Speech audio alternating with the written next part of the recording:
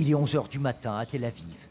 Après une courte nuit, un moment de répit dans un des rares cafés ouverts, quand tout à coup, les téléphones sonnent. Les sirènes vont retentir. C'est une frappe à venir. On ne sait pas encore quand précisément. Dans quelques minutes, on doit trouver un abri. Sans doute dans cet immeuble. Voilà, ici.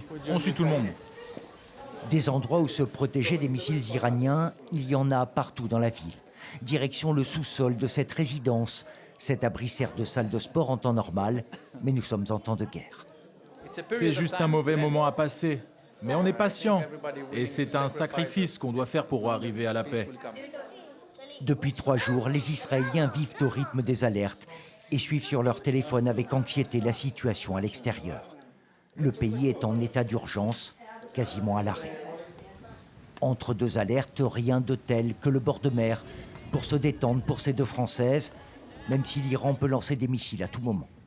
On profite de l'accalmie parce que peut-être que dans 2 minutes, il faudra retourner courir dans un abri, voilà.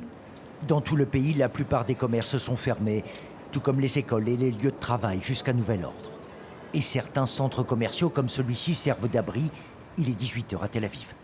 Les sirènes viennent de retentir, encore une nouvelle alerte aujourd'hui. Tout le monde vient se réfugier dans ces parkings, niveau -4, en sécurité. 50 mètres sous terre, des tonnes de béton au-dessus des têtes. Certains se retrouvent ici plusieurs fois par jour. Personne ne déroge à la règle. Quand on voit les dégâts occasionnés par les missiles balistiques iraniens, il n'y a personne qui plaisante. Tout le monde, comme un seul homme, descend dans les abris. Marielle Margoulis a 32 ans. Elle vit dans ce parking depuis le début de la guerre avec l'Iran. Elle passe ici en famille, ses jours et ses nuits. Bienvenue dans notre maison temporaire. Voici notre tente avec mon mari et notre bébé. On a mis notre matelas, son berceau. Et là, c'est la tente de ma sœur. Elle fait une sieste. Beaucoup s'apprêtent à passer la nuit dans cet abri. Les frappes de missiles iraniens ont fait 11 morts et des dizaines de blessés en Israël.